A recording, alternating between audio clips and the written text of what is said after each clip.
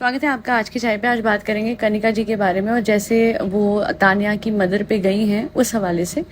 देखिए, मैं आपको बताती हूँ, तान्या बहुत इरिटेटिंग है, बहुत बहुत ही ज़्यादा बुद्धू एक्ट करती है और टाइम एंड अगेन जब भी वो बोलती है मुझसे ये नहीं होता, मुझसे वो नहीं होता, मेरे मम्मी पापा देखेंगे तो क्या बोलेंगे, उन्होंने कभी मुझसे कुछ करवाया नहीं, मैं तो प्रिंसेस की तरह रही हूँ, बिजनेसेस संभाले। पता लगता है सब कुछ फेक बोल रही है और जिस तरीके से उसको एक्सपोज किया जा रहा है पूरे सोशल मीडिया पे बोला जा रहा है। देखिए, वो एक चीज़ है कि वो चाहे जो भी कर रही है बोल रही है अपने आप को लेके कर रही है, और हाँ बीच में उसने थोड़ी थोड़ी आग भी इधर उधर लगाई है घर में। बट द पॉइंट इज कि जैसे टास्क की आड़ में उसे भला बुरा कहा गया, और जो कनिका जी ने करा है जिस एस्पेक्ट को लेके, माँ बहुत बड़ी चीज़ होती है। माँ वो होती है जिन्होंने, जैसे कि तान्या बता भी रही है रोते रोते, कि उनकी माँ ने उनको संभाला है हर पॉइंट पे। और सच बात है, माँ सबसे भगवान के बाद इस धरती पे अगर भगवान नहीं है ना, तो भगवान ने अपनी जगह माँ को भेजा है।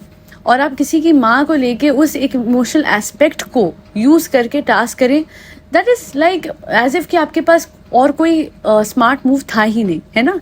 बहुत तरीके होते हैं टास्क करने के और स्मार्टली टास्क करने के, बट आप इतने ज़्यादा कनिंग हो जाओ, इतने मीन हो जाओ टास्क में, उसी में आपकी असलियत निकल के आती है। और जहाँ माँ वाले एस्पेक्ट को लेके इतनी सेंसिटिव है कनिका जी, अपने बेटे को देख के रोने लग गई, अपने बेटे के हवाले से इतना उनको प्यार है ना, और उनके बेटे उनको लेके इतने प्राउड हैं।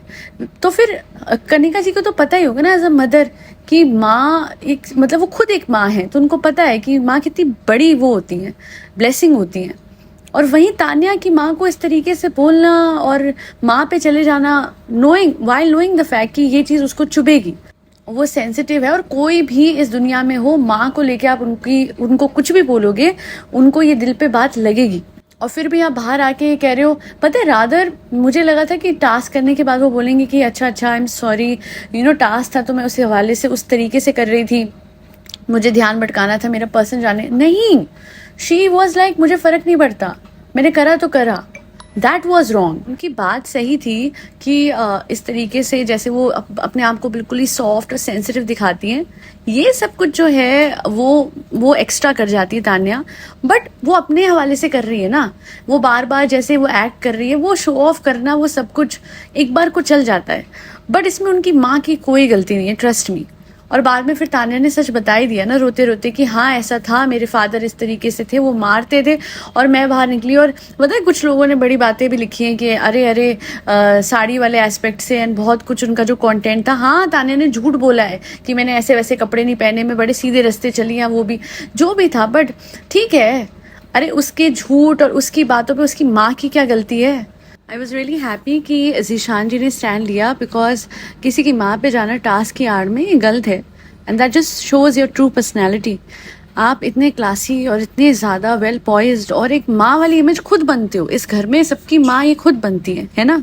और उसके बाद आप सामने, और ठीक है भाई टास्क में कोई माँ नहीं, कोई बहन नहीं है, कोई कुछ नहीं है, ठीक है हम टास्क करेंगे तो बिल्कुल एकदम डंके की चोट पे, बट इस तरीके से क्या पॉइंट था उसका, कौन सा ध्यान बढ़ गया और कौन सा आपने टास्क बड़े अच्छे से वो कर लिया।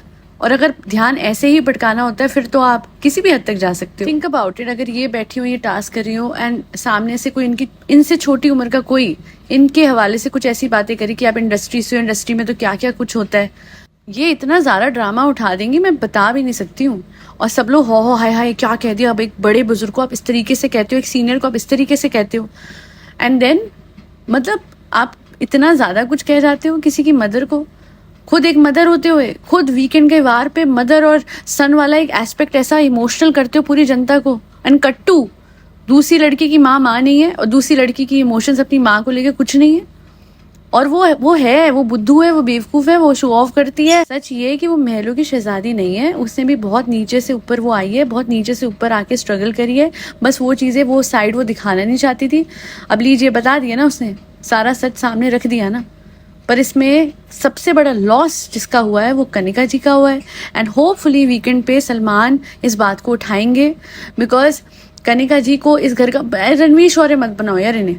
या तो इनको पता है कनिका जी को कि इस तरीके से ही कंट्रोवर्सी में अटक के ही शो में एग्जिस्ट करा जाता है और दिखा जाता है, but still it was very distasteful कि आप किसी की माँ पे गए।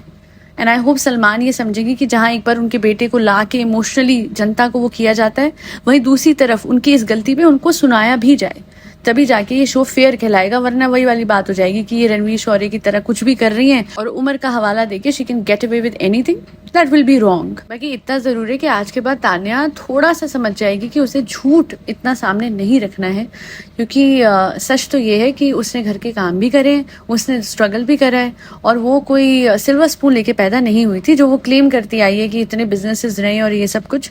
That is not the case. तो वो सच एक सामने जरूर आया इस बात से, बट काश किसी और तरीके से थोड़ा और स्मार्टली कनिका जी गेम खेलती तो माँ वाला एस्पेक्ट उठता नहीं, किसी की माँ को गलत नहीं बोला जाता, और डेफिनेटली तानिया की सच्चाई भी सामने आ जाती, जो आई तो है बट अच्छे तरीके से नहीं है, सही तरीके से नहीं आई। That's what I think. और बाकी मुझे कहना है कि एक बहुत ही लाउड पर्सनैलिटी इस घर में है जो नेहल है, वो मुझे बिल्कुल पसंद नहीं है। मतलब इंसान का सिर्फ बाहरी तरीके से अच्छा दिखना जरूरी थोड़ी ना होता है, सिर्फ और सिर्फ इंसान की सूरत अच्छी नहीं होनी चाहिए, सीरत भी अच्छी होनी चाहिए। आप तैयार होके बैठ जाते हैं, बट द ट्रुथ है इसकी, जब आप अपनी ज़बान खोलते हैं तो अच्छा नहीं बोलते हैं, लोगों पे चीखते चिल्लाते हैं, कभी किसी कोई औकात पे जाते हैं और कभी कुछ। And yes, the most satisfying point for me in the entire thing was जब पूरी टास्क में जिस तरीके से मैं इसके शॉर्ट्स भी हर जगह देख रही हूँ, the most viral clip on the internet with respect to Bigg Boss is कि जब अभिषेक को पोक कर रही हैं लगातार Nehal and she fell off that scooter, तब मुझे लगा कि वाह, यू नो। और बेस्ट पार्ट ये थी कि अभिषेक की आंखें नहीं खुली, उन्होंने टास्क से नहीं भटके। आप खुद भी गिर गए यार, मतलब सीरियसली। वैसे तो गिरी हुई हैं अपने शब्दों से ये, बट देखो ये होता है जब ओवर स्मार्टनेस होती है ना, तो इंसान खुद ही गिर जाता है। और जो हुआ टास्क में, किसी और का ध्यान भटकाने जा रहे हो और खुद ही आप जमीन पे गिर जा रहे हो। The best, that was the most hilarious point.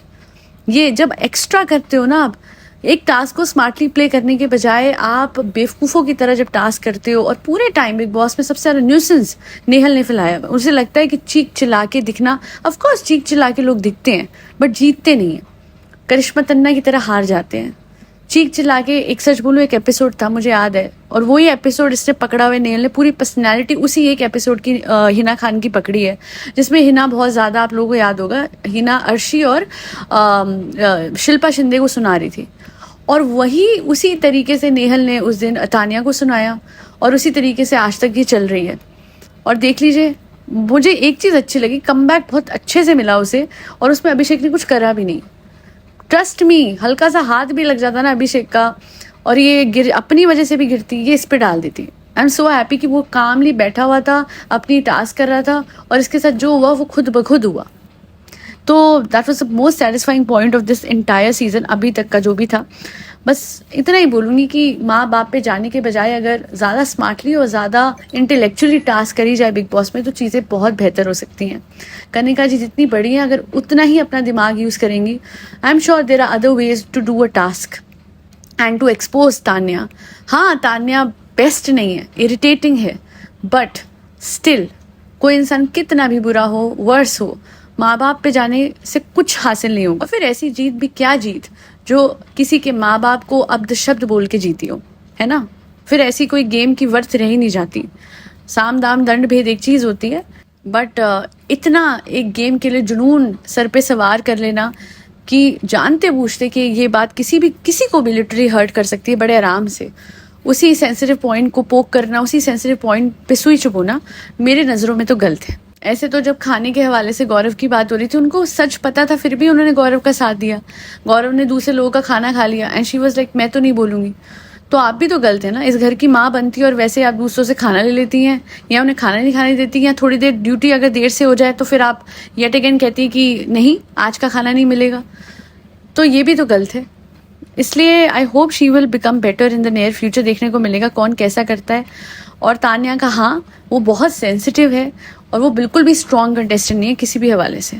तो उसको स्ट्रॉन्ग बनना पड़ेगा, क्योंकि बिग बॉस के घर में आने से पहले तो याद रहना चाहिए कि डॉली बिंद्रा का भी एपिसोड था ना, उस तक के बाप पे कोई चला गया था। डॉली बिंद्रा सबसे बड़ी कलेशन तो फिर तान्या तो क्या चीज़ है।